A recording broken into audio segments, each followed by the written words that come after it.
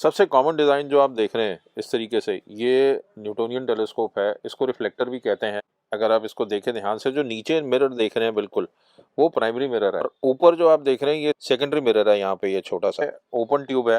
किसी भी ऑब्जेक्ट पे आप पॉइंट करते हैं ऐसे ट्यूब, तो लाइट यहाँ से अंदर जाती है, यहाँ टकराती है और उसके बाद यहाँ पे आती है और यहाँ से रिफ्लेक्ट होके आपका ये जो फोकसर है, इस तरीके से यहाँ पे इमेज बनती है। सबसे ज़्यादा वैल्यू फॉर मनी अगर कोई टेलीस्कोप्स हैं तो वो रिफ्लेक्टर हैं, क्योंकि कम दाम में आपको बड़ा अपर्चर देते हैं।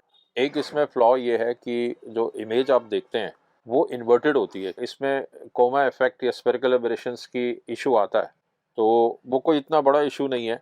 और मेरे ख्याल से 50% टेलीस्कोप जो वर्ल्ड ओवर हैं वो आपको न्यूटोनियन या रिफ्लेक्टर देते हैं, क्योंकि वो वैल्यू फॉर मनी। एसेंशली ये डिज़ाइन जो है, इसमें 2 लेंसेज होते हैं डबलेट, ताकि जो क्रोमेटिक एबरेशंस हैं थोड़ा सा कंट्रोल हो। इसी में बेटर डिज़ाइन आता है ईडी ग्लास का, जो काफ़ी एक्सपेंसिव होता है। ये फैक्ट्री फिटेड होते हैं तो इसमें कॉलीमेशन का इशू नहीं रहता। तो लाइट यहाँ पे आती है, ट्रेवल करती है और यहाँ डायगोनल जो एक एल्बो लगी हुई है, आप आई पीस लगा के फिर आप फोकस करते हैं और इमेज फॉर्म होती है। इसमें फ़ायदा ये रहता है कि लेंस है तो ड्यूरेबिलिटी थोड़ी ज़्यादा है, थोड़ा सा क्रोमेटिक एबरेशंस ये देते हैं।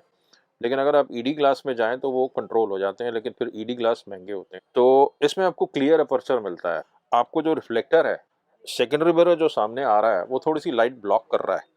इमेज अगर दोनों से देखी जाए तो दोनों मोरलेस सही दिखाते हैं, लेकिन कई लोगों का मानना है कि रिफ्लेक्टर हल्की सी शार्प देते हैं। क्रोमेटिक एबरेशन जो फॉल्स कलर्स होते हैं एजेस पे, अगर आप देखेंगे मून के या प्लैनेट्स के, वो आपको बॉदर नहीं करते, तो आप इस डिज़ाइन पे जा सकते हैं। जो रिफ्रैक्टर्स हैं अगर छोटे फोकल लेंथ में होंगे तो काफ़ी पोर्टेबल होंगे, फास्ट रिफ्रैक्टर्स होंगे, क्योंकि वो वाइडर एरिया दिखाएंगे डीप स्काई के हिसाब से। लेकिन अगर वो लॉन्ग फोकल लेंथ के हैं तो वो प्लैनेट्स के लिए ज़्यादा इफेक्टिव होंगे, क्योंकि वो पावर ज़्यादा जनरेट करेंगे। तो ये मकसद ऑफ डिज़ाइन है। इतनी लंबी ट्यूब ना होके ये फोल्डेड ऑप्टिक्स, ये साइड में एजेस में यहाँ टकराती है, अंदर से यहाँ टकरा के फिर ये यहाँ पे आती है। ये करेक्टर प्लेट आप देख रहे हैं और ये सेकेंडरी आप देख रहे हैं, सेकेंडरी मिरर, तो यहाँ पे आती है और उसके बाद फिर वो सीधी यहाँ आती है। तो फोकल लेंथ आपकी उतनी ही अच्छी है। तो एसेंशियली जो मॉक्सोटॉप्स होते हैं उनकी फोकल लेंथ ज़्यादा होती है। प्लैनेट्स पे वो काफ़ी इफेक्टिव होते हैं, लेकिन डीप स्काई पे थोड़ा सा नैरो फील्ड ऑफ व्यू देते हैं कंपेयर टू श्मिट कैसेग्रेन।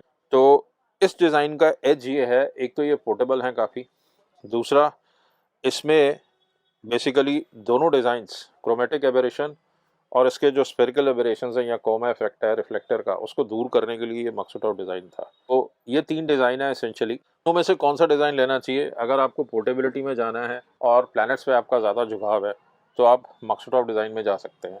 अगर आपको प्योर अपर्चर चाहिए, रिफ्रैक्टर में जा सकते हैं। रिफ्लेक्टर्स अगर आपको कम पैसे में बड़ा अपर्चर चाहिए तो डेफिनेटली आप रिफ्लेक्टर पे जाएंगे।